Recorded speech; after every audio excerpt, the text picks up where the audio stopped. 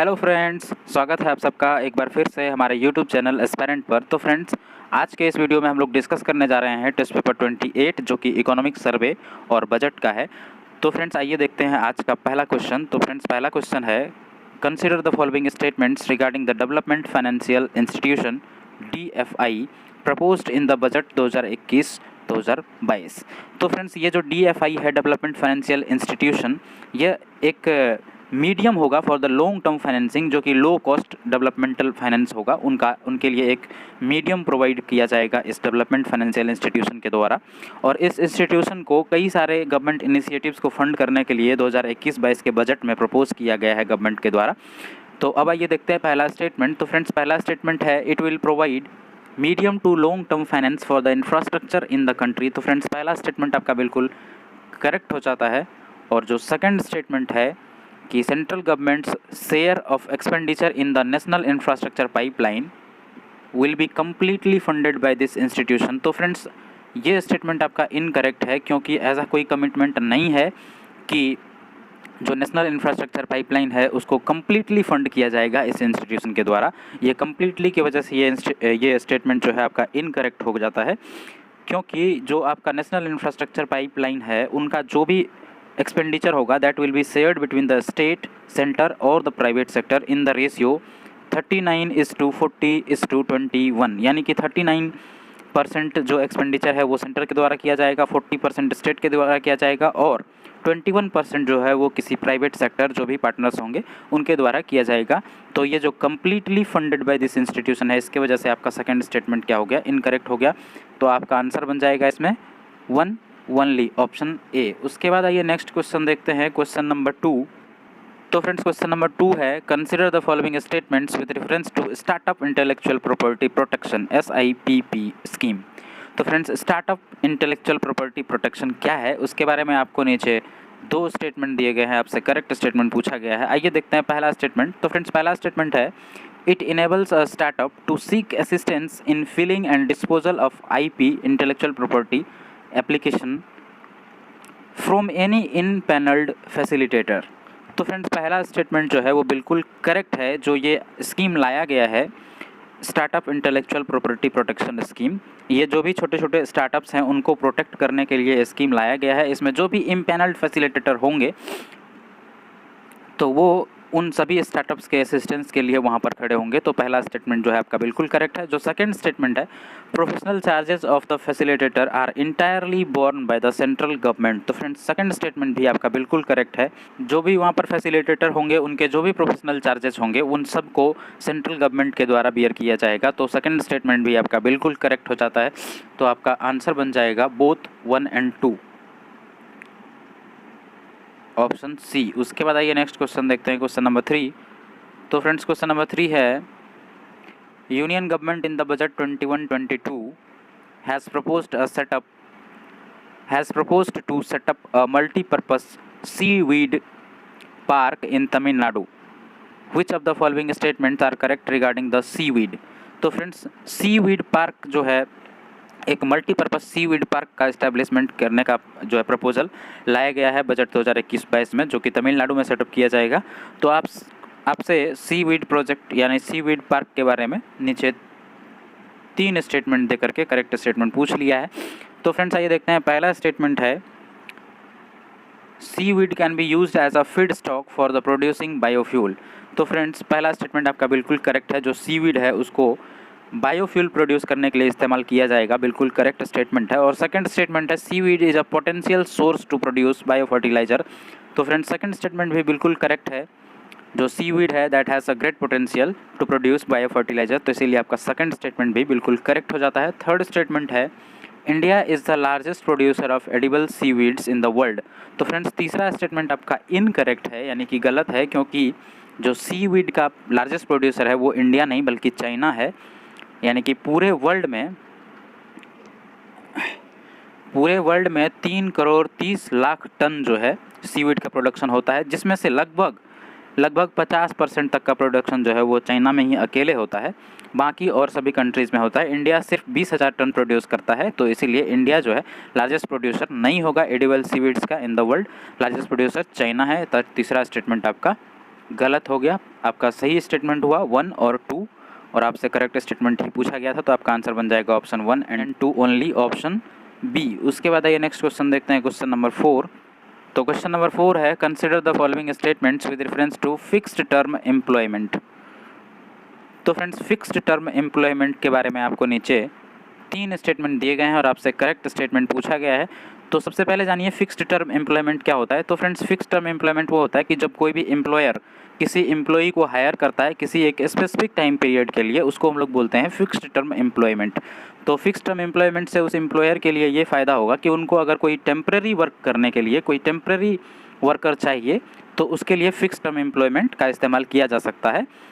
तो जैसे अब कोई काम, किसी कंपनी को कोई टेम्प्रेरी काम है, उसके लिए टेम्प्रेरी वर्कर जो है रखना पड़ेगा, तो उनके लिए वो फिक्स टर्म के थ्रू रख सकते हैं। और फिक्स टर्म एम्प्लॉयमेंट में एम्प्लॉई को भी फ़ायदा है कि जो भी परमानेंट मेंबर्स का जो भी स्टैट्यूटरी बेनिफिट्स जो है परमानेंट वर्कर्स को दिया जाता है, परमानेंट एम्प्लॉई को दिया जाता है, वो बेनिफिट्स जो है फिक्स टर्म एम्प्लॉयमेंट में भी दिया जाएगा। यानी कि फिक्स टर्म एम्प्लॉयमेंट में जो भी वर्कर को रखा जाएगा, हायर किया जाएगा किसी कंपनी किसी एम्प्लॉयर के द्वारा, तो उनको भी वो बेनिफिट दिया जाएगा। ये सब इसमें फ़ायदा है।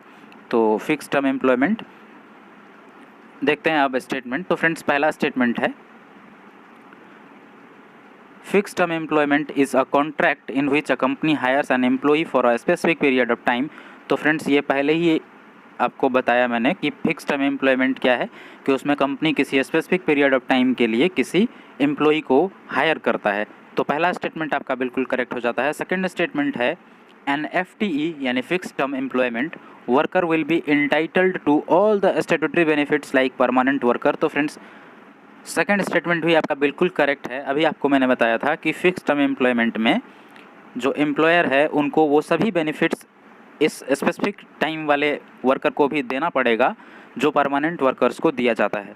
तो सेकंड स्टेटमेंट भी आपका बिल्कुल करेक्ट हो जाता है। जो थर्ड स्टेटमेंट है, the industrial relation code 2020 allow converting permanent jobs into fix term contracts. तो फ्रेंड्स, थर्ड स्टेटमेंट भी आपका बिल्कुल करेक्ट है, क्योंकि जो इंडस्ट्रियल रिलेशन कोड है वो एम्प्लॉयर को अलाउ करता है कि किसी भी परमानेंट जॉब्स को वो फिक्स टर्म कॉन्ट्रैक्ट्स में कन्वर्ट कर सकते हैं। तो तीसरा स्टेटमेंट भी आपका बिल्कुल करेक्ट हो जाता है, यानी कि इसमें आपका आंसर बन गया 1, 2 एंड 3 ऑल, जो कि है आपके ऑप्शन डी में। तो आपका आंसर बन जाएगा ऑप्शन डी 1, 2 एंड 3 ऑल। उसके बाद आइए नेक्स्ट क्वेश्चन देखते हैं, क्वेश्चन नंबर 5। तो फ्रेंड्स, क्वेश्चन नंबर 5 है, which of the following correctly describes the term home made leverage. तो फ्रेंड्स, होम मेड लेवरेज के बारे में आपको नीचे दिए गए हैं ऑप्शंस, और आपसे पूछा गया है कि कौन सा ऑप्शन जो है करेक्टली डिस्क्राइब करता है होम मेड लेवरेज को, यानी कि होम मेड लेवरेज का एक तरह से डेफिनेशन पूछ लिया। तो फ्रेंड्स, होम मेड लेवरेज जो है वो इंडिविजुअल इन्वेस्टर के द्वारा इस्तेमाल किया जाता है ताकि वो जो भी कंपनी का लेवरेज है उसको आर्टिफिशियली एडजस्ट कर सके। अब आप ऑप्शन देख लीजिए। तो फ्रेंड्स, पहला ऑप्शन है, it refers to offer overnight borrowing a substantial amount of cash for intraday stock trading. तो फ्रेंड्स, ये स्टेटमेंट आपका होम मेड लेवरेज का डेफिनेशन नहीं है, ये आंसर नहीं होगा। उसके बाद ऑप्शन बी देखिए, it refers to the practice of printing currency in order to insulate, ये भी नहीं होगा। उसके बाद सी ऑप्शन है, it refers to the unfair trade advantages. तो फ्रेंड्स, ये भी नहीं है। जो डी ऑप्शन है, अब यही ऑप्शन बचा तो यही आंसर बन जाएगा ऑप्शन डी।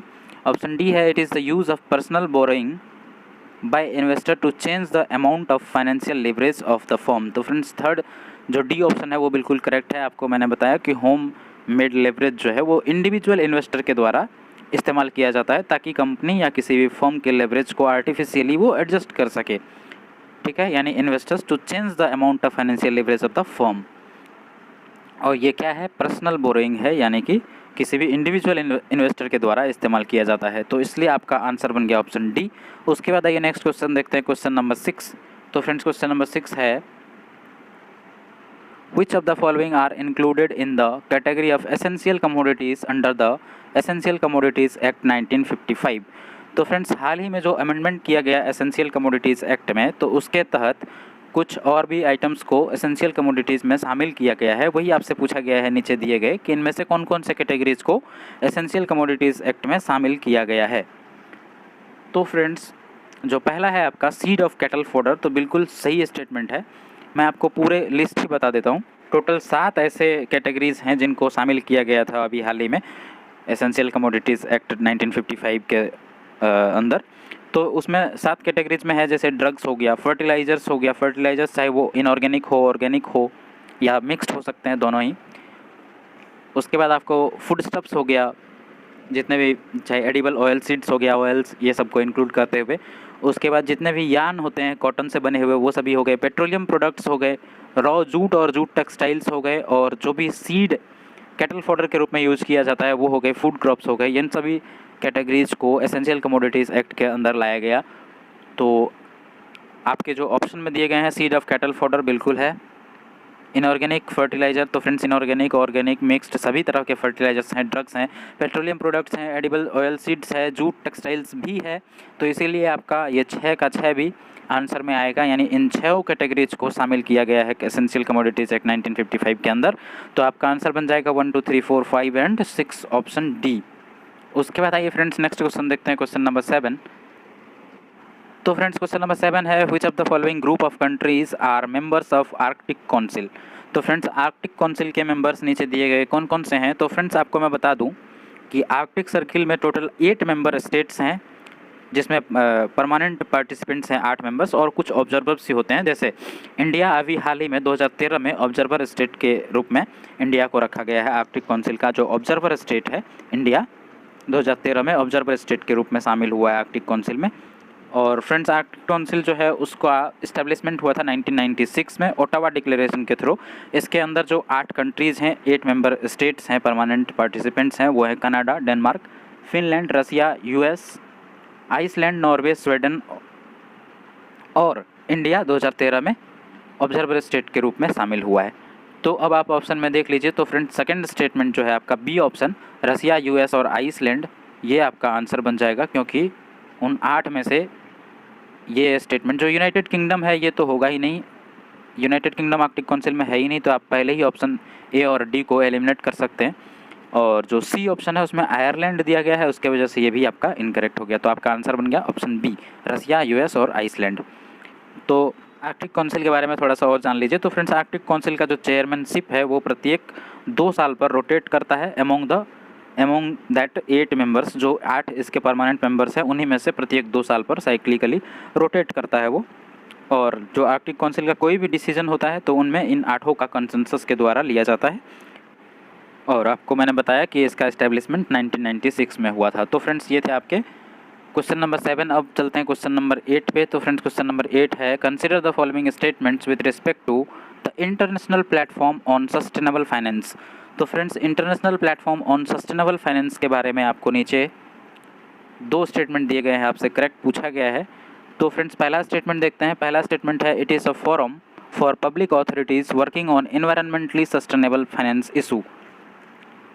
तो फ्रेंड्स पहला स्टेटमेंट आपका बिल्कुल करेक्ट है कि जो international platform on sustainable finance है उनको 18 अक्टूबर 2019 में लॉन्च किया गया था। तो फ्रेंड्स पहला स्टेटमेंट आपका बिल्कुल करेक्ट है, क्योंकि जो international platform on sustainable finance है इनको 2019 में लॉन्च किया गया था, 18 अक्टूबर 2019 में। और इनका जो मेन ऑब्जेक्टिव है वो यही है कि प्राइवेट कैपिटल्स, जो भी प्राइवेट कैपिटल्स हैं उनको मोबिलाइज करना towards the sustainable finance at global level.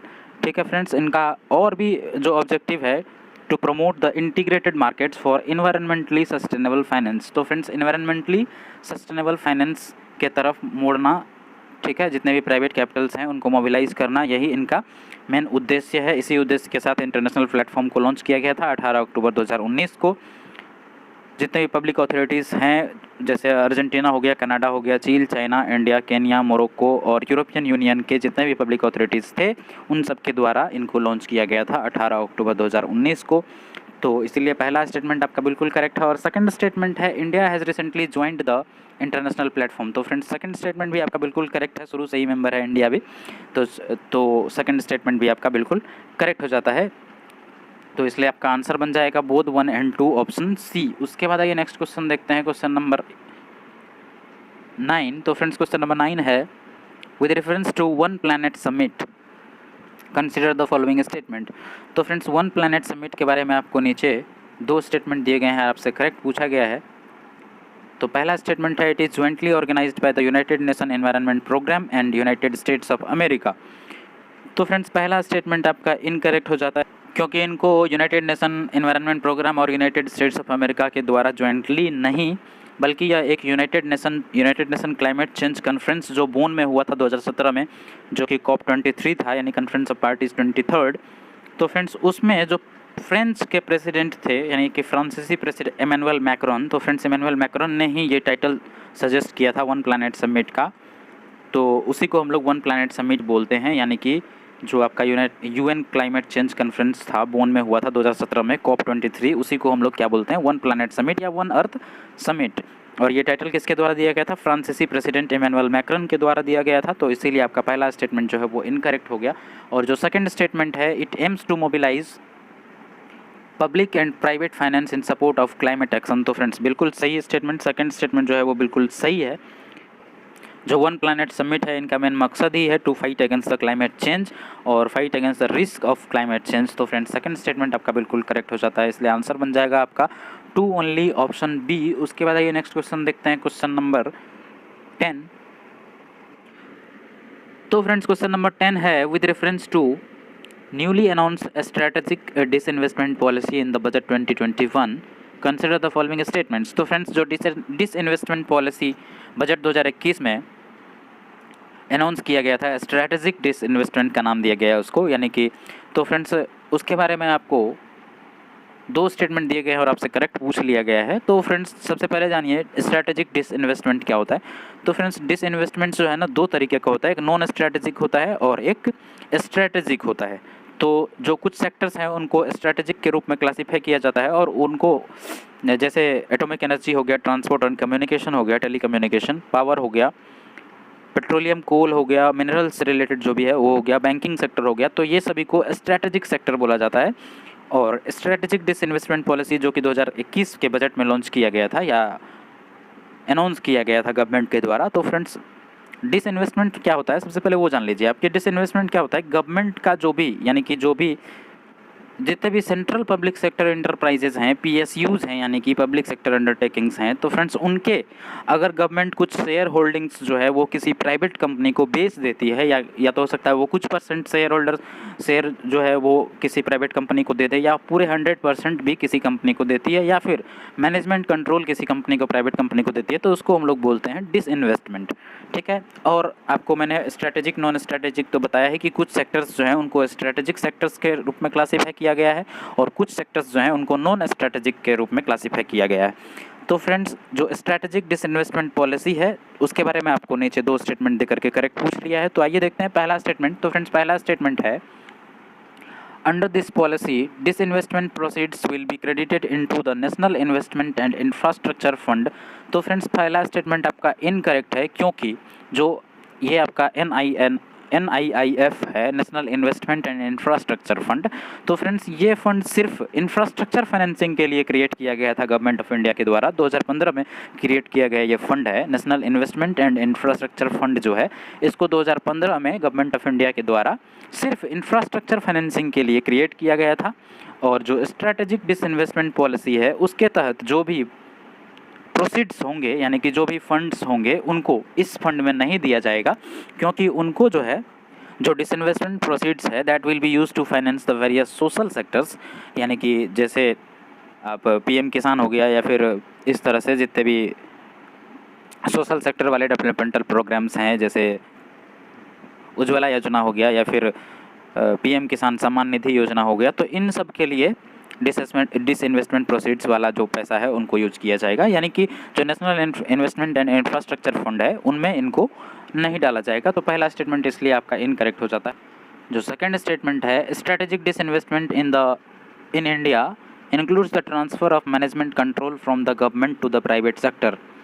तो फ्रेंड्स सेकंड स्टेटमेंट में आपको डेफिनेशन दे दिया गया है, जैसा कि आपको मैंने बताया था कि या तो शेयर होल्डिंग्स जो है गवर्नमेंट अपना किसी प्राइवेट कंपनी को दे दे कुछ % शेयर, या फिर 100% भी दे सकती है, और या नहीं तो मैनेजमेंट कंट्रोल अपना किसी प्राइवेट सेक्टर को दे दे, तो उसको हम लोग बोलते हैं स्ट्रैटेजिक डिसइन्वेस्टमेंट, जो कि आपको इस सेकंड स्टेटमेंट में लिखा हुआ है। तो इसलिए सेकंड स्टेटमेंट आपका बिल्कुल करेक्ट हो जाएगा, और फर्स्ट स्टेटमेंट आपका इनकरेक्ट हो गया, तो आंसर बन जाएगा 2 ओनली, जो कि है आपके ऑप्शन बी में, इसलिए आंसर बन गया आपका ऑप्शन बी, 2 ओनली। उसके बाद आइए फ्रेंड्स नेक्स्ट क्वेश्चन देखते हैं, क्वेश्चन नंबर 11। तो फ्रेंड्स क्वेश्चन नंबर 11 है, with reference to consumer price index CPI consider the following statements. तो फ्रेंड्स CPI के बारे में आपको नीचे 2-3 स्टेटमेंट दिए गए हैं और आपसे करेक्ट पूछा गया है। तो फ्रेंड्स आइए देखते हैं एक एक करके तीनों स्टेटमेंट।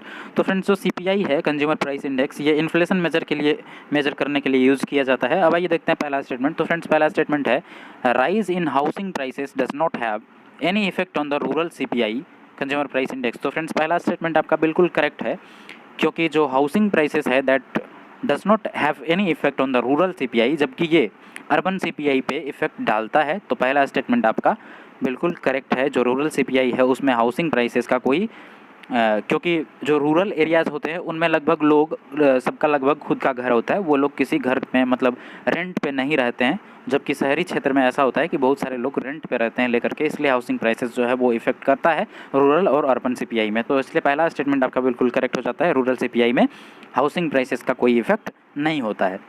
और जो सेकेंड स्टेटमेंट है labour bureau computes CPI IW with 2012 as a base year. तो फ्रेंड सेकंड स्टेटमेंट आपका इनकरेक्ट है, यानी कि पहला आपका करेक्ट हो गया, सेकंड आपका इनकरेक्ट है, क्योंकि जो लेबर ब्यूरो है उनका वो एक तो सबसे पहली बात तो मंथली बेसिस पर कैलकुलेट होता है, यानी कि ये जो CPI IW है that is compiled by the labour bureau on monthly basis.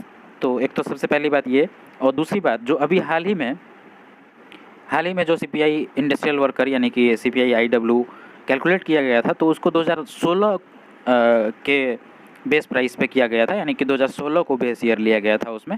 तो इसलिए आपका सेकंड स्टेटमेंट जो है वो इनकरेक्ट हो जाता है। और ये 2016 जो लिया गया वो 2001 वाले एक प्राइस को बेस ईयर को रिप्लेस करके लिया गया, यानी इससे पहले जो बेस ईयर था इसका CPI IW का दैट वाज 2001। और अभी जो हाल ही में कैलकुलेट किया गया CPI IW वो किस बेस प्राइस पे किया गया 2016 को, यानी 2016 को बेस ईयर लिया गया। तो इसलिए पहला जो दूसरा स्टेटमेंट है आपका वो बिल्कुल इनकरेक्ट हो जाता है। और जो तीसरा स्टेटमेंट है increase in the prices of fuel and food increases the CPI core inflation rate. तो फ्रेंड्स जो फ्यूल और फूड प्राइसेस है ये काफ़ी वोलेटाइल नेचर का होता है, और जो भी वोलेटाइल आइटम होता है उनको कोर इन्फ्लेशन में नहीं बल्कि हेडलाइन इन्फ्लेशन में रखा जाता है। तो इसीलिए जो फ्यूल और फूड का प्राइस अगर इंक्रीज़ करता है तो उससे कोर इन्फ्लेशन रेट पर फ़र्क नहीं पड़ेगा, उससे किस पे फ़र्क पड़ेगा, हेडलाइन इन्फ्लेशन पे। तो तीसरा स्टेटमेंट भी आपका इनकरेक्ट हो जाता है, क्योंकि फ्यूल और फूड ये वोलेटाइल नेचर का होता है, इनका जो प्राइस है वो काफ़ी वोलेटाइल होता है, और वोलेटाइल नेचर का जो भी कमोडिटीज़ होता है उनको हेडलाइन इन्फ्लेशन रेट में कैलकुलेट किया जाता है, ना कि कोर इन्फ्लेशन में। इसीलिए आपका ये स्टेटमेंट भी इनकरेक्ट हो गया। तो आंसर बन जाएगा आपका 1 ओनली, क्योंकि पहला ही सिर्फ आपका करेक्ट हुआ, तो आंसर बन गया 1 ओनली ऑप्शन ए। उसके बाद आइए नेक्स्ट क्वेश्चन देखते हैं, क्वेश्चन नंबर 12। क्वेश्चन नंबर 12 है consider the following characteristic features. तो फ्रेंड्स नीचे आपको कुछ कैरेक्टरिस्टिक फीचर्स दिए गए हैं और उनके बेसिस पर आपको बताना है कि विच of the following animal has the above characteristics. तो फ्रेंड्स आपको किसी एनिमल्स के कैरेक्टरिस्टिक फीचर्स दिए गए हैं 3, और उनके बेसिस पर आपको बताना है कि ये किस एनिमल का बात कर रहा है। तो सबसे पहला कैरेक्टरिस्टिक फीचर्स है it is an endangered mammal. तो फ्रेंड्स सबसे पहले ये ध्यान देने लायक बात कि ये IUCN रेड लिस्ट डाटा में इंडेंजर्ड कैटेगरी में बिलोंग करता है, और दूसरी बात ये मैमल है, तीसरी बात and the state animal of Sikkim. तो फ्रेंड्स 3 इन्फॉर्मेशन यहाँ पर आपको दी गई है। अगर इन तीनों के बेसिस पर आप आंसर निकाल पाते हैं तो पहले ही स्टेटमेंट से आपका आंसर निकल जाता है, जैसे कि इंडेंजर्ड है, मैमल है और स्टेट एनिमल ऑफ सिक्किम है। तो friends state animal of Sikkim अगर आपको पता है तो आप आंसर कर सकते हैं। स्टेट एनिमल ऑफ सिक्किम जो है वो रेड पांडा है, तो इसका आंसर जो है यहीं से निकल जाता है, रेड पांडा। उसके बारे में 2 कैरेक्टरिस्टिक फीचर्स और दिए गए हैं, वो भी देख लीजिए। तो सेकंड जो कैरेक्टरिस्टिक फीचर है वो ये है it is the most active at night and spend most of their lives in trees and even in sleep aloft. तो फ्रेंड्स जो सेकंड कैरेक्टरिस्टिक फीचर्स है वो कहता है कि जो रेड पांडा है वो ज़्यादातर नाइट में एक्टिव होता है और अपना लगभग पूरा जीवन जो है वो पेड़ों पर बिता देता है। और तीसरा कैरेक्टरिस्टिक फीचर है it thrives best at upper altitudes. Upper altitudes में ज़्यादा बढ़िया ग्रो करते हैं ये, having deciduous and conifer forest with dense understories of bamboo, यानी कि उन जंगलों में जहाँ पर ज़्यादातर जो है वो बैम्बू कवर्स ज़्यादा होते हैं। तो फ्रेंड्स आपको आंसर तो पहले ही पता चल गया, आंसर क्या है इसका आंसर हो गया आपको रेड पांडा ऑप्शन सी में दिया गया है। ऑप्शन सी आपका करेक्ट आंसर होगा। बाकी जो 3 ऑप्शन है उसके बारे में भी थोड़ा डिस्कस कर लेते हैं। जैसे स्लॉथ बियर है आपका, तो फ्रेंड्स स्लॉथ बियर जो है वो आप एलिमिनेट कर सकते थे अगर आपको पता होता कि IUCN रेड लिस्ट डाटा में ये वल्नरेबल की कैटेगरी में आता है। ये जो आपका स्लॉथ बियर है ऑप्शन ए में, ये वल्नरेबल के कैटेगरी में लिस्टेड है। और जो हुलॉक गिबन है, तो फ्रेंड्स हुलॉक गिबन जो है उसको अपने यहाँ 2 टाइप के कैटेगरी में रखा गया है उनको। हुलॉक गिबन को एक वेस्टर्न हुलॉक गिबन बोलते हैं और दूसरे को ईस्टर्न हुलॉक गिबन बोलते हैं। तो फ्रेंड्स जो वेस्टर्न हुलॉक गिबन है that is endangered category in the red list of IUCN। तो फ्रेंड्स IUCN के रेड लिस्ट डाटा में ये इंडेंजर्ड कैटेगरी में बिलोंग करता है जो वेस्टर्न हुलॉक गिबन है, और जो ईस्टर्न हुलॉक गिबन है उसको वल्नरेबल कैटेगरी में रखा गया है। तो ये थे आपके हुलॉक गिबन के बारे में कुछ इन्फॉर्मेशन। उसके बाद जो डी ऑप्शन में है लायन टेल्ड मैकॉक, तो फ्रेंड्स लायन टेल्ड मैकॉक जो है इसको वंदरू भी बोलते हैं और ये वेस्टर्न घाट्स में जनरली पाया जाता है साउथ इंडिया में, और इसको भी इंडेंजर्ड कैटेगरी में रखा गया है IUCN के रेड लिस्ट डाटा में। तो फ्रेंड्स ये थे आपके क्वेश्चन नंबर 12। अब चलते हैं नेक्स्ट क्वेश्चन पे, क्वेश्चन नंबर 13 पे। तो क्वेश्चन नंबर 13 है द टर्म S&PE BSE कार्बोनेक्स। तो फ्रेंड्स आपको बॉम्बे स्टॉक एक्सचेंज दिख गया BSE, जिसको पता होगा BSE और NSE, तो वो समझ गए होंगे कि ये स्टॉक एक्सचेंज से रिलेटेड कुछ है, और कार्बोनेक्स एक टर्म है। उसके बाद है MSCI ESG। तो फ्रेंड्स ESG का फुल फॉर्म होता है इन्वायरमेंटल सोशल एंड गवर्नेंस। उसके बाद है ESG India sometimes seen in the news refers to. तो फ्रेंड्स ये टर्म जो है किस चीज़ से रिलेटेड है वही आपको पूछा गया है। तो आपको मैंने पहले ही बताया ये स्टॉक एक्सचेंज से रिलेटेड है, लेकिन ये एक इंडाइसेस होता है, यानी ये एक इंडेक्स है जो ये बताता है, यानी कि जो भी स्टॉक एक्सचेंज में लिस्टेड कंपनीज़ हैं उन कंपनी ने जो वादा किया था कि हम क्लाइमेट चेंज के रिस्क को मिटिगेट करने के लिए ये काम करेंगे, या जो भी वादा किया था कि हमने ये किया करेंगे, यानी कि कुछ कमिटमेंट्स जो है कंपनी के द्वारा किया गया था to mitigate the risk arising from the climate change, और उनके लिए ये क्या कर रहे हैं उस परफॉर्मेंस को ट्रैक करता है ये इंडाइसेस। तो फ्रेंड्स हमारे इंडिया में इस तरह का ये पहला इंडेक्स है जो स्टॉक एक्सचेंज में लिस्टेड कंपनीज़ के परफॉर्मेंस को ट्रैक करता है, वो भी उस परफॉर्मेंस को जो वो करते हैं क्लाइमेट चेंज के रिस्क को ख़त्म करने के लिए। तो यही है आपका ये टर्म जो है इसी चीज़ से रिलेटेड है, यानी कि कुल मिला के environmental social and governance performance को ट्रैक करता है, ये करने वाला एक इंडाइसेस है ये। तो आपका आंसर जो है वो पहला ऑप्शन देख लेते हैं। पहला है stock market indices that indicate performance of coal based companies. तो फ्रेंड्स ये कोल बेस्ड कंपनीज नहीं, लगभग सारी कंपनी जितने भी बॉम्बे स्टॉक एक्सचेंज में लिस्टेड है 100 ऐसे लगभग कंपनीज हैं जिनको ये ट्रैक करती है। तो सेकंड स्टेटमेंट, पहला स्टेटमेंट आपका जो पहला ऑप्शन है वो इसलिए आंसर नहीं बनेगा। जो दूसरा है indices that measures the carbon footprint of all the companies listed in the stock market. तो फ्रेंड्स ये अकेले कार्बन फुटप्रिंट के लिए ओवरऑल इन्वायरमेंटल या क्लाइमेट चेंज रिस्क को देखता है, तो इसीलिए आपका ये भी आंसर नहीं बनेगा। सी ऑप्शन है green indices of stock market. तो फ्रेंड्स ये आपका करेक्ट आंसर है, क्योंकि ये एक ग्रीन इंडाइसेस है, ग्रीन इंडेक्स है जो इनके कंपनी के परफॉर्मेंस को ट्रैक करता है कि उन्होंने क्लाइमेट चेंज से होने वाले रिस्क को मिटिगेट करने के लिए अब तक क्या क्या किया है। तो आपका आंसर बन जाएगा option C, green indices of the stock market. उसके बाद आइए नेक्स्ट क्वेश्चन देखते हैं, क्वेश्चन नंबर 14। तो फ्रेंड्स क्वेश्चन नंबर 14 है which of the following are the indicators of robust credit flow for enterprises. तो फ्रेंड्स किसी भी इंटरप्राइजेस के लिए काफ़ी अच्छे तरीके से क्रेडिट फ्लो होने के लिए कौन कौन से इंडिकेटर जो है दैट इज़ रिस्पॉन्सिबल, तो वही आपको पूछा गया है। सबसे पहला है rise in the commercial paper issuance. तो फ्रेंड्स पहला स्टेटमेंट आपका बिल्कुल सही है। जो कॉमर्शियल पेपर है वो एक अनसिक्योर्ड मनी होता है, अनसिक्योर्ड मनी मार्केट इंस्ट्रूमेंट बोल सकते हैं। तो इसके वजह से जो है काफ़ी रोबस्ट क्रेडिट फ्लो होता है इंटरप्राइजेस के लिए। तो पहला स्टेटमेंट आपका बिल्कुल करेक्ट है। सेकंड है easing of corporate bond yields. तो फ्रेंड्स सेकंड स्टेटमेंट भी आपका बिल्कुल करेक्ट है। जो कॉर्पोरेट बॉन्ड यील्ड्स है उसको अगर हम लोग आसान बना देते हैं तो उससे भी इंटरप्राइजेस के लिए आसानी होती है क्रेडिट फ्लो करवाने में। तो सेकंड स्टेटमेंट भी आपका बिल्कुल करेक्ट हो जाता है। थर्ड है declining rate of corporate loan default. Loan defaulter आपने सुना होगा कई बार कई जगह कई लोगों के मुंह से कि लोन डिफ़ॉल्टर है वो, यानी कि लोन को रीपे नहीं कर पाने यानी रीपे करने में असक्षम है, उसी को बोलते हैं हम लोन डिफ़ॉल्टर।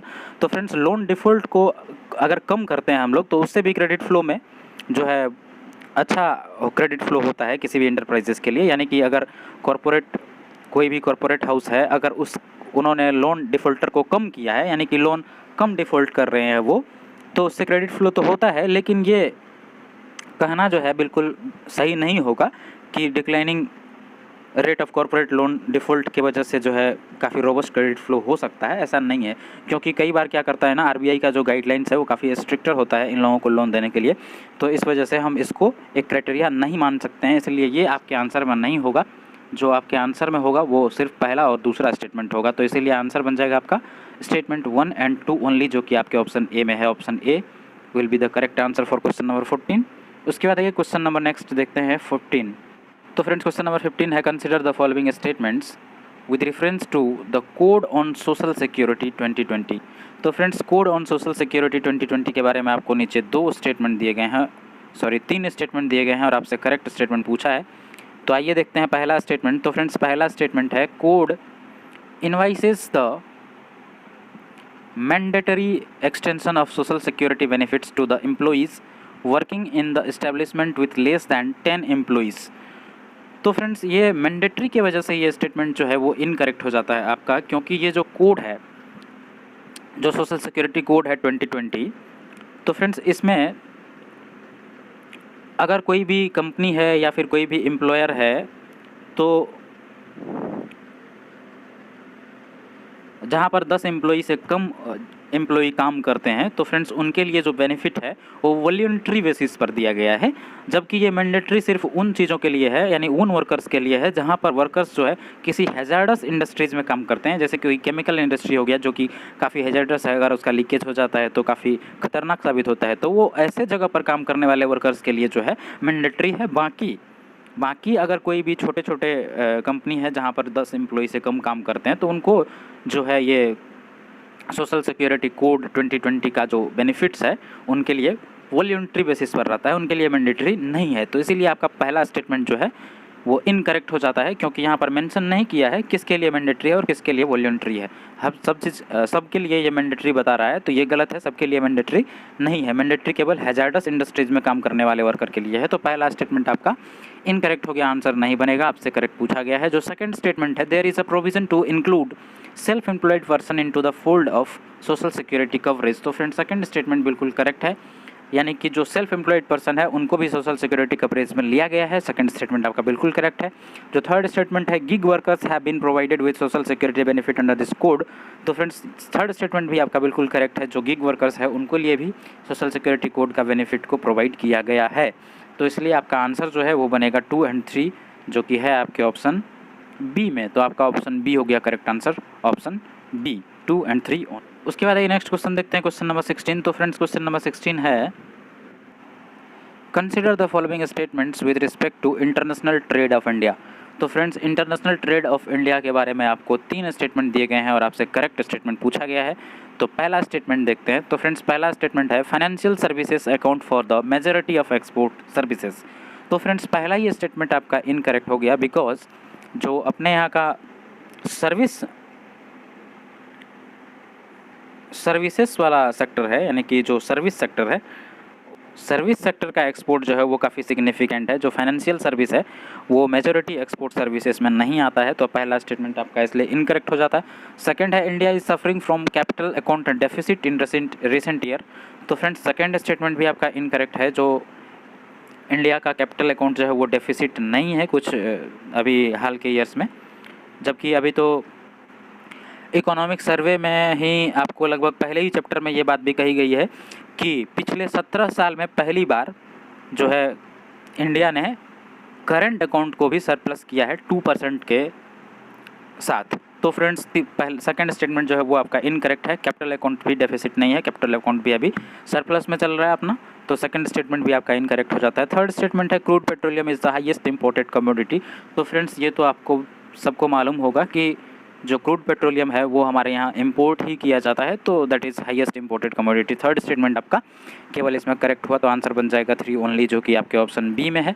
उसके बाद आइए नेक्स्ट क्वेश्चन देखते हैं, क्वेश्चन नंबर 17। तो फ्रेंड्स क्वेश्चन नंबर 17 है, which of the following are the impacts of prolonged forbearance policy on the banks and borrowers. तो फ्रेंड्स फोरबियरेंस पॉलिसी का मतलब हुआ कि बैंक जो है वो लोन रिपेमेंट में कुछ समय दे देते हैं, यानी कि जो भी लोनीज हैं उनके लिए कुछ समय दे देते हैं कि आप ठीक है, आप अभी तक नहीं कर पाए तो आप कुछ समय और ले लीजिए और तब जा कर के आप लोन पेमेंट कर सकते हैं। यानी कि कुछ समय आपको दे दिया जाता है लोन रिपेमेंट के लिए, आप पे फोर्स नहीं किया जाता है, उसी को बोलते हैं फोरबियरेंस पॉलिसी। तो फ्रेंड्स फोरबियरेंस पॉलिसी में आपको समझ में आ गया होगा कि इसमें जो है बैंक्स को जो है घाटा होता है, तो वही आपको इम्पैक्ट इसमें बताना है। सबसे पहला इसमें जो लिखा है एवरग्रीनिंग ऑफ लोन्स, तो फ्रेंड्स पहला स्टेटमेंट आपका बिल्कुल करेक्ट है। जो सेकंड है अंडर कैपिटलाइजेशन ऑफ बैंक, तो सेकंड स्टेटमेंट भी बिल्कुल करेक्ट है। थर्ड है increase defaults by borrowers benefiting from forbearance, तो फ्रेंड्स थर्ड स्टेटमेंट भी आपका बिल्कुल करेक्ट है। अगर आप उनको छूट देंगे तो उसका गलत फ़ायदा उठा सकते हैं लोनीज, तो थर्ड स्टेटमेंट भी आपका बिल्कुल करेक्ट हो जाता है। यानी कि एक तरह से यही हुआ फोरबियरेंस पॉलिसी का मतलब कि लोन रीपेमेंट में आप उनको छूट दे रहे हैं कुछ समय का, कुछ समय के लिए उनको जो है दे रहे हैं टाइम कि आप और समय ले लीजिए, कोई फोर्स नहीं है आपको। तो उसकी वजह से जो है बैंक को कुछ इम्पैक्ट झेलना पड़ता है और उनमें से ये तीनों हैं, तो इसीलिए आपके आंसर जो हैं ये तीनों ही होंगे और 1, 2 एंड 3। तो आपका आंसर बन गया ऑप्शन ए 1, 2 एंड 3। उसके बाद ये नेक्स्ट क्वेश्चन देखते हैं, क्वेश्चन नंबर 18। तो फ्रेंड्स क्वेश्चन नंबर 18 है, with reference to the United Nation Security Council UNSC consider the following statements. तो फ्रेंड्स यूएनएससी यानी कि यूनाइटेड नेशन सिक्योरिटी काउंसिल के बारे में आपको 3 स्टेटमेंट दिए गए हैं और आपसे करेक्ट पूछा गया है। पहला स्टेटमेंट देखते हैं, पहला स्टेटमेंट है presidency of the United Nation Security council is rotated among the 5 permanent member states. तो फ्रेंड्स पहला स्टेटमेंट आपका इनकरेक्ट हो जाता है, क्योंकि सिर्फ परमानेंट नहीं बल्कि जो नॉन परमानेंट मेंबर्स हैं 10, यानी कि टोटल 15 मेंबर्स के अमॉन्ग जो है इनका प्रेसिडेंसी वो रोटेट करता है, तो इसीलिए पहला स्टेटमेंट आपका इनकरेक्ट हो गया।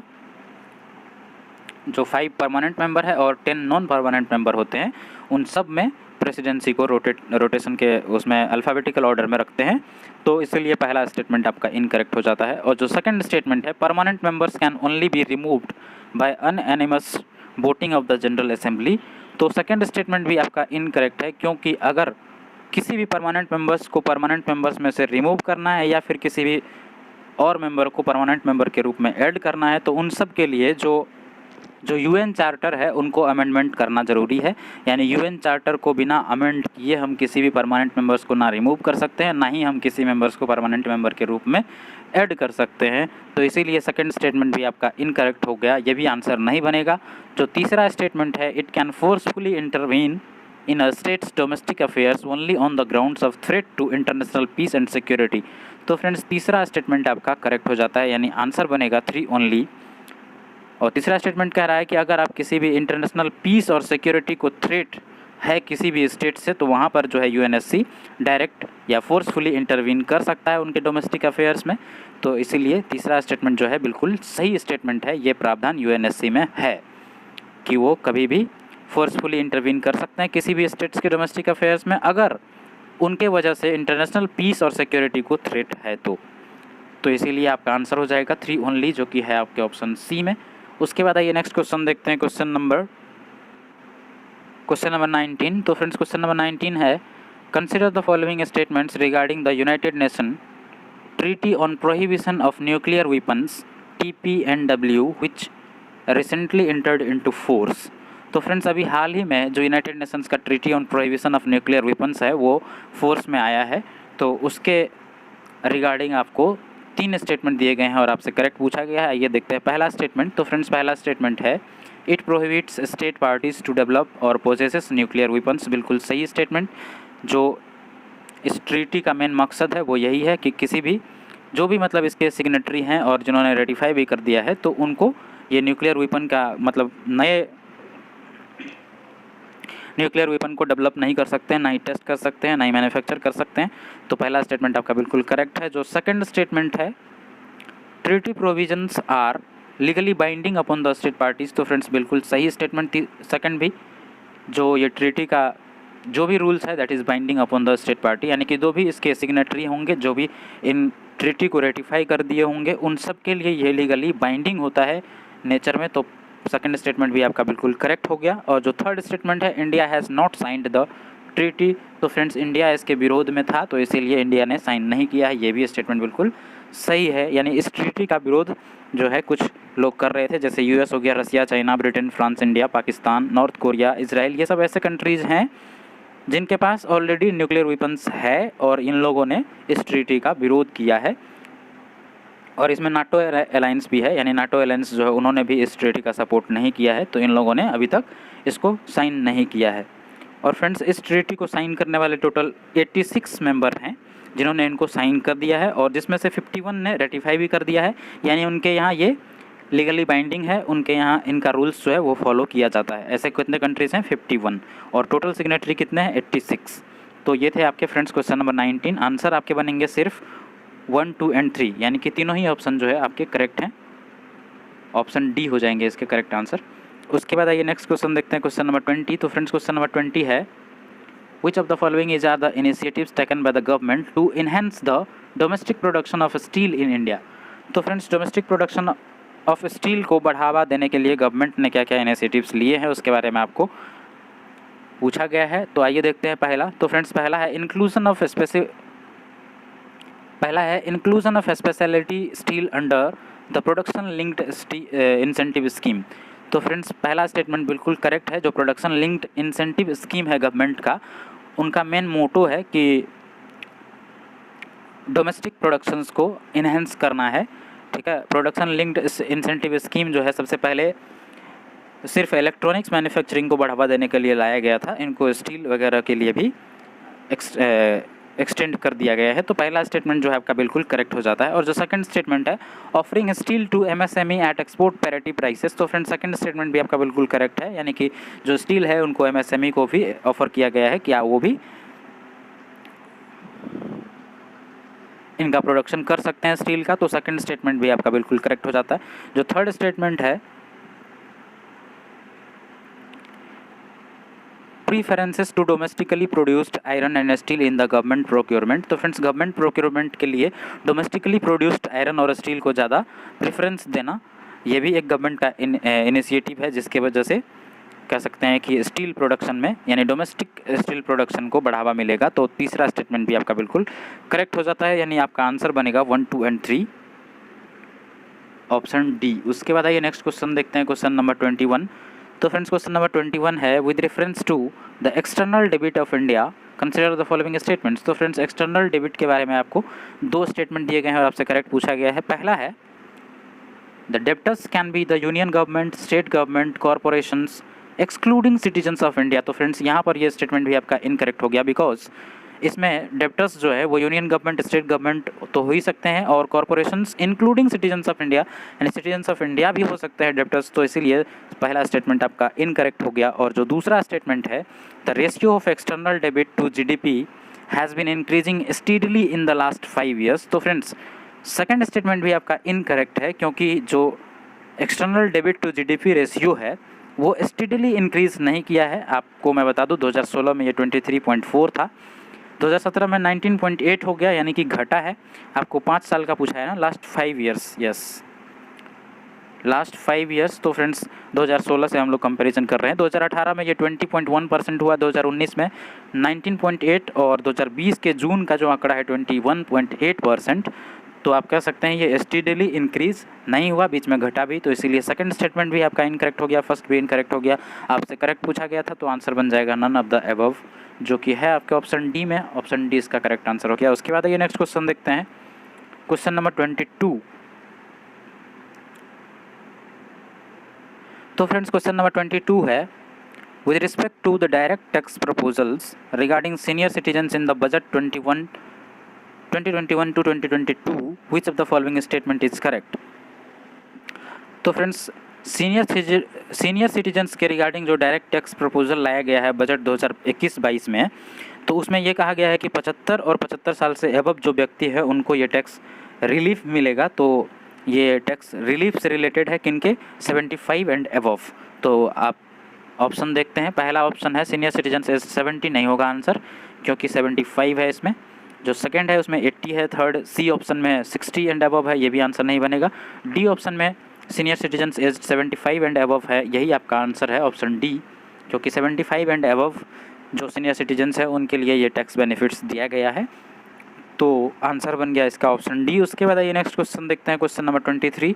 तो फ्रेंड्स क्वेश्चन नंबर 23 है, which of the following dimensions are included in the bare necessities index BNI। तो फ्रेंड्स जो इस बार का इकोनॉमिक सर्वे था उसमें ये एक टर्म है बेयर नेसेसिटीज़ इंडेक्स, यानी कि जो भी बेसिक नीड्स होता है किसी भी आदमी को रहने के लिए, यानी किसी भी इंसान के लाइवलीहुड के लिए जो बेसिक नीड होता है उनको बेयर नेसेसिटीज़ इंडेक्स में रखा गया है एक डायमेंशन के तौर पे।